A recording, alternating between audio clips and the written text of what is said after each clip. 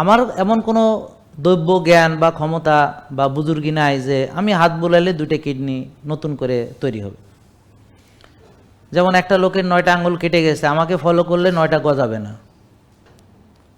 এখন এটা তো আমাকে ফলো করা নয়, এটা হচ্ছে আল্লাহকে ফলো করা। আমি শুধু মেসেজ কনভে করছি মাত্র, এটা তো আর আমি বানাইনি। সূর্য আল্লাহ বানিয়েছেন, ভিটামিন ডি আমি শুধু রোদে যাওয়ার পরামর্শ দিচ্ছি, গেলে এই না গেলে। রোজা আল্লাহ দিয়েছেন, আমি উপকারিতা নিয়ে কথা বলছি। নামাজ আল্লাহ দিয়েছেন, আমি তার উপকারিতা বলছি।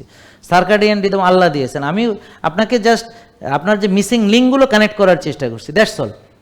আমি তো আর আপনার এগুলো তো কোনোটাই বানাইনি, না আমি কোনো ওষুধ আবিষ্কার করেছি, না I am a healer, I am nothing. আপনার মতো আমার সাথে আপনার কোনোই পার্থক্য নেই। শুধু আমি ওই ডিসিপ্লিনগুলো কেন আমাদের জন্য কল্যাণ, কেন কোরআনের আয়াত কল্যাণ, কেন নামাজ কল্যাণ, কারণ শুধু কোরআন তেলাওয়াত নিয়ে যদি কথা বলি, কোরআন তেলাওয়াত যদি সে সত্যিকারভাবে করে তার সব রিপেয়ার হিলিং হয়ে যেতে পারে তেলাওয়াতের মাধ্যমে।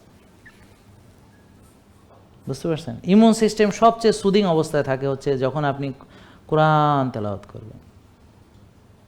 আপনার কোরআন তেলাওয়াত ওই যে বলে না পশু পাখি শোনে, দেখেন আপনার প্রতিটা কোষ কথা শুনে আপনার।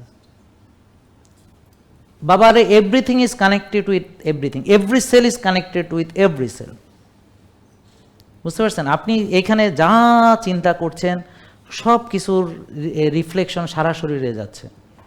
যখনই আপনি আল্লাহর কিতাব এভাবে সুন্দরভাবে খুশু খুজু নিয়ে তেলাওয়াত করবেন, নামাজ পড়বেন, এইটা পুরো শরীরের উপরে সেটা তার প্রভাব বিস্তার করবে।